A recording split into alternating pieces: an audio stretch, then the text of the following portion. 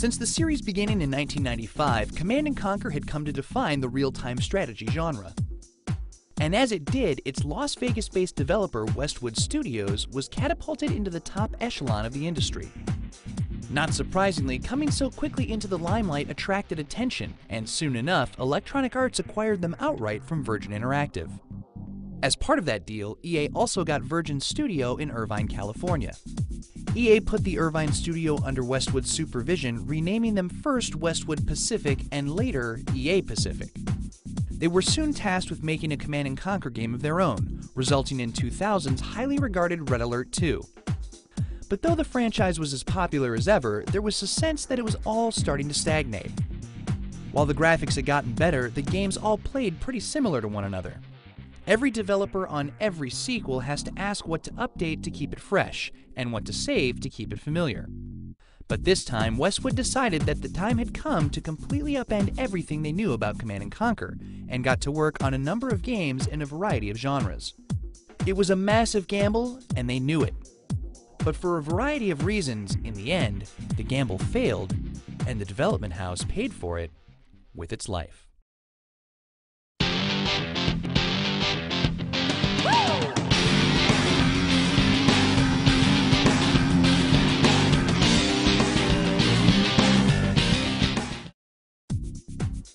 1997's Command & Conquer: Sole Survivor had been an experiment to see if gamers were interested in playing as a single unit in the CNC universe.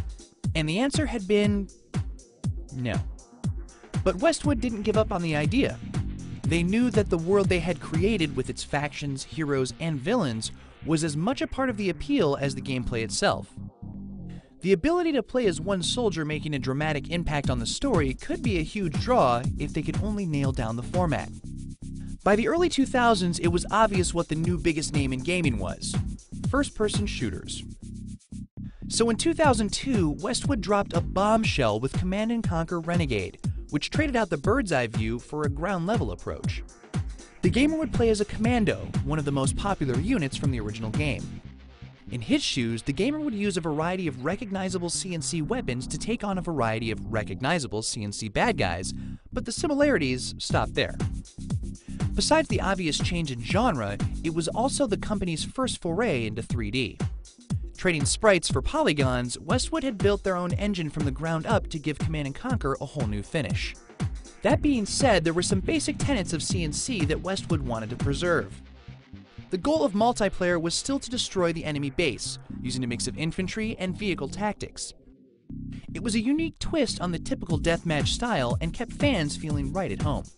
Sadly, the game did suffer from poor AI in the single-player and poor networking in multiplayer, as well as map designs that didn't feel as polished as other shooters. It didn't help that the weapons felt similar and too powerful, breaking the different but equal balance that Westwood had become famous for. It was apparent that while the team that made Renegade was very talented, they were unused to this game style. Although the game earned a dedicated following, to the hardcore shooter crowd, it didn't stand up against its competition, and sales did not meet expectations. As the first Command & Conquer game that didn't have players commanding anything, maybe it shouldn't be a surprise that it didn't conquer either. Are you always this incompetent? Cow. Pig. No. Cow. Coming out of Renegade, Westwood had a number of games that they were working on. What did they have in common? They were all Command & Conquer. What did they not have in common? Everything else. The guys from Vegas were branching out in a big way. Cornering the RTS market wasn't enough. They wanted the whole thing. Renegade 2 was the obvious choice coming out. They had learned a lot from Renegade and thought that they could make a sequel that would blow away their earlier endeavor. Sadly, they had barely gotten into pre-production before they received their first wake-up call. They weren't an independent studio anymore. EA had not been impressed by Renegade's performance and did not see the reason in investing more money into the FPS series. Right at this time, Swedish developer DICE was putting the finishing touches on Battlefield 1942, and EA wanted to throw its weight behind that title. And so, the Renegade went AWOL. Fortunately, Westwood hadn't forgotten about their RTS roots. They already had another team working on their next strategy masterpiece, Command & Conquer 3: Tiberium Incursion. But once again, only shortly into pre-production, they ceased working on it. This time, it wasn't because external forces didn't let them. This time, they chose to put it on hold to work on their biggest, craziest gamble yet. A massively multiplayer online role-playing game based on their real-time strategy franchise. Command & Conquer Continuum was another venture into the single-character space, jumping onto another genre that Westwood felt was beginning to take off. The team had a lot of great ideas for how to really push MMOs forward, including what would come to be known as an instance. Now a genre staple, at the time, it didn't even exist. Westwood felt like they were onto something magical with Continuum. But there was one little problem. Yet another team at Westwood was already working on a completely different MMO. Seeing as that project was further along, Westwood again made an internal decision to halt work on Continuum to work on Earth and Beyond. After that was done, they'd go back to Continuum, and after that was done, they'd go back to Command & Conquer 3. Earth and Beyond came out in September 2002, and to put it gently, failed catastrophically. An anemic reception from audiences led to the expensive MMO getting shut down only 2 years later. But even before that, Electronic Arts had seen enough.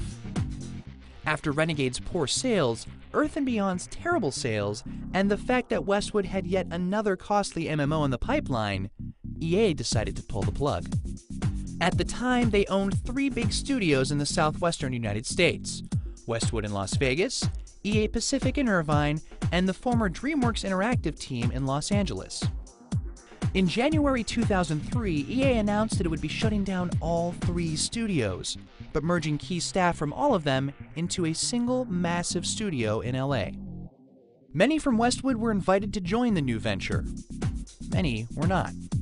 Many of those invited to move to LA accepted. Many did not. It was a devastating blow for a company that had been together for 20 years, during which time they'd invented a genre and then owned it. While most of that team would reassemble to form Petroglyph Games in their own Las Vegas, in the meantime, the newly minted EA Los Angeles already had a Command & Conquer ready to hit the shelves. And it was a complete break from everything that had come before. Tune in next time to see Command & Conquer Reborn.